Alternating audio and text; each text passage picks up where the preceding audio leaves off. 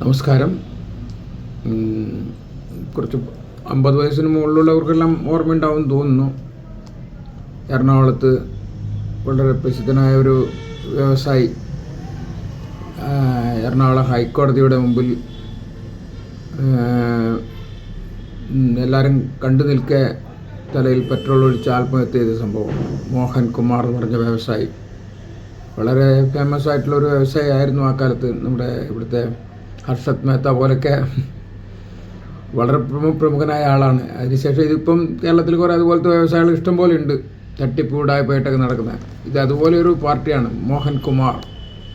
അന്ന് എല്ലാം അന്നത്തെ പ്രമുഖ പത്രങ്ങളുടെ എല്ലാം തലക്കെട്ട് തന്നെ ഈ മോഹൻ കുമാറിൻ്റെ മരണവും അതിനെ ചുറ്റിപ്പറ്റിയുള്ള കഥകളൊക്കെ ആയിട്ടാണ്. ഇഷ്ടംപോലെ കഥകൾ ഇങ്ങനെ ആഴ്ചകൾ കണക്ക് വന്നിരുന്നു.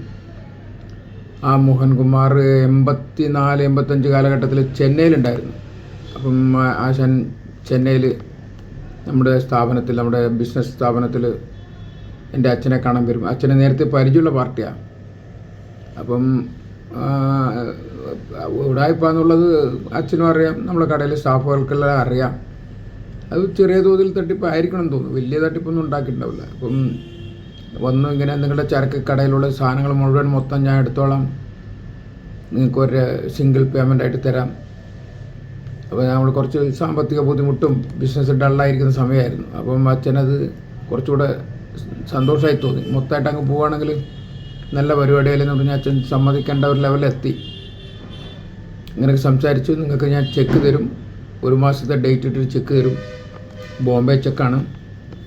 അത് വന്ന് പിന്നെ നിങ്ങൾ ചരക്ക് നിങ്ങൾ കയറ്റി അയച്ച ചെക്ക് നിങ്ങൾക്ക് ഞാൻ തരും, ഫുൾ എമൗണ്ട് ചെക്ക് തരും എന്ന് പറഞ്ഞു. അച്ഛനെ അത് പറഞ്ഞ് ഏകദേശം ഓക്കെ ആക്കി. അപ്പം ഞാൻ ബിസിനസ്സിൽ കയറിയ സമയമാണ്, എനിക്കിതിനെപ്പറ്റി ഒന്നും ശരിക്കും അറിയില്ല. അത് കഴിഞ്ഞ് അടുത്ത ഞായറാഴ്ച അച്ഛൻ വീട്ടിലേക്ക് വന്നു. അതിനു മുമ്പ് നമ്മുടെ കടയിലെ സ്റ്റാഫ് എന്നെ കോഷൻ ചെയ്തു. ആളും ലോക തട്ടിപ്പ് പാർട്ടിയാണ്, അച്ഛനെ കുപ്പിയിലാക്കാനുള്ള സാധ്യതകളുണ്ട്, ശ്രദ്ധിക്കണം, തട്ടിപ്പും വെട്ടിപ്പായിട്ട് നടക്കുന്ന ഒരു മഹാകള്ളനാണ്, അതുകൊണ്ട് സൂക്ഷിക്കണം എന്ന് പറഞ്ഞു. അതുകൊണ്ട് ഞാൻ ഞായറാഴ്ച വീട്ടിൽ വന്നപ്പം അച്ഛൻ സംസാരിക്കുമ്പോൾ ഞാനും കൂടെ പോയിരുന്നു. അപ്പോൾ ആശാൻ അത്ര ഇഷ്ടപ്പെട്ടില്ലെന്ന് തോന്നുന്നു. പക്ഷേ ഞാൻ അടുത്ത് തന്നെ ഇരുന്നു. ആശാൻ പറഞ്ഞത്, എനിക്ക് ഈ ബാങ്കിൻ്റെ സിസ്റ്റം ഒന്നും അറിയില്ല, ക്രെഡിറ്റ് സ്ക്യൂസ് എന്നുള്ള ഒരു സംഭവമാണ് ബാങ്ക് ഇപ്പം നടത്തുന്നത്. അതുകൊണ്ട് നമുക്ക് പെട്ടെന്ന് നമുക്ക് പണമൊന്നും എടുക്കാൻ പറ്റില്ല. ഞാൻ നിങ്ങൾക്ക് ചെക്ക് തരും, ബോംബെ ചെക്കാണ്. അത് നിങ്ങൾക്ക് ഫുൾ എമൗണ്ട്, ഒരു വലിയ തുകയാണ് പറഞ്ഞത്, ലക്ഷങ്ങളുള്ള തുകയാണ്, നമുക്കത് നല്ലൊരു ഉപയോഗമാകുമായിരുന്നു. പക്ഷേ അത് 1 മാസം കഴിഞ്ഞ് ബോംബെ ചെക്ക്. ഇന്നത്തെ പോലെയല്ല, ബോംബെ ചെക്ക് എന്ന് പറഞ്ഞാൽ വന്ന് പാസ്സായിട്ട് പോകാൻ 1 മാസം 1.5 മാസം ആവും. ഇന്നത്തെ പോലെ നിട്ട് പിറ്റേ ദിവസം പാസ്സാകുന്ന പരിപാടിയൊന്നുമില്ല. അങ്ങനെയുള്ള സന്ദർഭത്തിലാണ് ആളാച്ചൻ 1 മാസത്തെ ഡേറ്റ് ഇട്ട് തരിക, പിന്നെ അത് പാസ്സാകാൻ പിന്നെയും 1.5 മാസം. നമ്മൾ ചരക്ക് സാധനങ്ങളൊക്കെ ഈ ഒരു 1-2 ദിവസം കൊണ്ട് കൊടുക്കണം. ആർക്കൊക്കെ കൊടുക്കേണ്ടത്, കുറച്ച് ചരക്കുകൾ പിന്നെ അറ്റ്ലാന്റിക് ഹോട്ടൽ എന്ന് പറഞ്ഞൊരു ഹോട്ടലിൽ കൊണ്ടുപോയി ഡെലിവറി കൊടുക്കണം. അത് കഴിഞ്ഞ് നമ്മുടെ പ്രസിദ്ധ, നമ്മുടെ എല്ലാം പ്രിയപ്പെട്ട ബഹദൂർക്കയുടെ വീട്ടിൽ കൊണ്ട് കൊടുക്കണം. അത് കഴിഞ്ഞ് വേറൊരു സ്ഥലം, ടി നഗറിൽ വേറൊരു സ്ഥലം പറഞ്ഞു. അങ്ങനെ 3 സ്ഥലങ്ങളായിട്ട് ഡെലിവറി ആയിരുന്നു. നിങ്ങൾക്ക് സിംഗിൾ പേയ്മെൻ്റ് ആയിട്ട് ചെക്ക് തരും, പോസ്റ്റ് ഡേറ്റ് ഇട്ട് തരും എന്നൊക്കെ പറഞ്ഞു.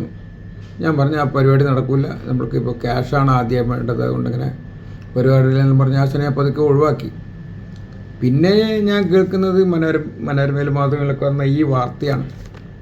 എറണാകുളം കോടതിയുടെ മുമ്പിൽ വെച്ച് ആത്മഹത്യ ചെയ്തു എന്ന് പറഞ്ഞ മോഹൻ കുമാർ. ആശാൻ ശരിക്കും സത്യം പറഞ്ഞാൽ മലയാളിയല്ല, മലയാളി തോൽക്കുന്ന വിധത്തിൽ അസ്സലായിട്ട് മലയാളം സംസാരിക്കുന്ന ഒരു വ്യക്തി, നല്ല സുമുഖനായ വ്യക്തി. നല്ല മലയാളി അത്ര നന്നായിട്ട് മലയാളം സംസാരിക്കും. മധുരക്കാരനാണ്, തമിഴ്നാട് മധുരക്കാരനാണ്. അപ്പം അയാൾക്ക് അന്നേ തുടങ്ങിയതാണ് ഈ പരിപാടിയൊക്കെ. ഇവിടെ 84 കാലഘട്ടത്തിലെ ഇവിടെ ചെന്നൈയിൽ കുറേ തട്ടിപ്പും വെട്ടിപ്പായിട്ട് നടന്ന പാർട്ടിയാണ്.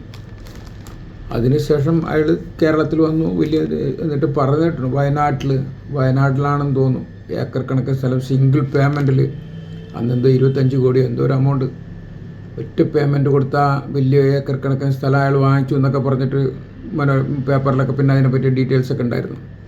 അത്രയും വലിയ ആളായിരുന്നു. ബാങ്കിൻ്റെ എക്സിക്യൂട്ടീവ് മീറ്റിങ്ങിന് ആശാനെ വിളിക്കും, അതാണ് ഏറ്റവും വലിയ തമാശ. അത്രയും വലിയൊരു ബിസിനസ് മാനായിരുന്നു.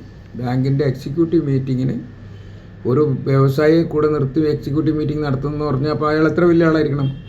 അങ്ങനെയൊക്കെ വലിയ തോതിൽ നടന്ന അവസാനം തട്ടിപ്പൊക്കെ പൊളിഞ്ഞ ആളെ പോലീസായി ഹൈക്കോടതിയുടെ മുമ്പിൽ വെച്ച് എല്ലാവരും കാണാൻ പിന്നെ പെട്രോൾ ഒഴിച്ച് ആത്മഹത്യ ചെയ്തതായിട്ടാണ് പിന്നെ കണ്ടത്. അപ്പോൾ അങ്ങനെയൊക്കെ തട്ടിപ്പ് കിടന്ന ആൾക്കാരൊക്കെ ഉണ്ടായിരുന്ന ഒരു കാലമാണ്. ഇപ്പം അങ്ങനത്തെ തട്ടിപ്പുകാരുടെ ഒരു കൂട്ടമാണ് ഇപ്പം കേരളത്തിൽ നടക്കുന്നത്. രാഷ്ട്രീയക്കാരായിട്ടും വ്യവസായികളായിട്ടൊക്കെ തട്ടിപ്പിട്ടു. നമ്മുടെ മലയാളി മറുനാടൻ മലയാളിയുടെ ഇതിൽ വീഡിയോയിലൊക്കെ നമുക്ക് കാണാം വലിയ എത്ര ആൾക്കാർ തട്ടിപ്പും ഫൈനാൻസ് തട്ടിപ്പ് ഇങ്ങനെ ഒരുപാട് തട്ടിപ്പ്. അതിലൊക്കെ മുഴുവനായിട്ട് പറയേണ്ട ആവശ്യമില്ല. എല്ലാം മാഞ്ചിയം അങ്ങനെ തട്ടിപ്പിൻ്റെ ഒരു കേന്ദ്രമായിരുന്നു കേരളം. ഇപ്പോഴും തട്ടിപ്പിനൊരു കുറവുമില്ല. ഏറ്റവും പ്രബുദ്ധ അത് മറുനാടൻ ഷാജൻ ചക്രിയ പറഞ്ഞ പോലെ പ്രബുദ്ധ കേരളത്തിലെ ജനങ്ങൾ ഇപ്പോഴും ഇതുപോലെ തട്ടിപ്പിൽ പോയി വീഴുന്നു എന്നുള്ളതാണ്. ഇന്നലെയും കൂടെ ഉണ്ടായിരുന്നു മറുനാടൻ മലയാളിയുടെ ഒരു വീഡിയോ, ഏതോ ഒരു തട്ടിപ്പിൻ്റെ കാര്യങ്ങളൊക്കെ. അപ്പോൾ ദിവസം പ്രതി ഇങ്ങനെ തട്ടിപ്പും വെട്ടിയാണ്. പക്ഷേ ആ കാലത്ത് ഞാൻ പറഞ്ഞ ഒരു 30-40 കൊല്ലം മുമ്പേ ആണെന്ന 30-35 കൊല്ലം മുമ്പേ നടന്ന സംഭവമാണ്. ജന്മനാ തട്ടിപ്പുമായിട്ട് ഇറങ്ങിയ പാർട്ടിയായിരുന്നു മോഹൻകുമാർ. അവസാനം എല്ലാവരും കാണാൻ പെട്രോൾ ഒഴിച്ച് എന്നിട്ടാണ് അതിൻ്റെ ക്യാപ്ഷൻ എന്തായിരുന്നു വെച്ചാൽ കോടികൾ മൂടിയ ചാരങ്ങൾ, അല്ലെങ്കിൽ ചാരങ്ങൾ മൂടിയ കോടികൾ, അങ്ങനെ എന്തോ ആയിരുന്നു പേപ്പറിലൊക്കെ എൻ്റെ ഹെഡിങ്ങിൽ ഉണ്ടായിരുന്നു. ഇങ്ങനത്തെ കുറേ തട്ടിപ്പ് വീരന്മാരുള്ള നാടായിപ്പോയല്ലോ നമ്മുടെ നാട്. എന്ത് ചെയ്യാം.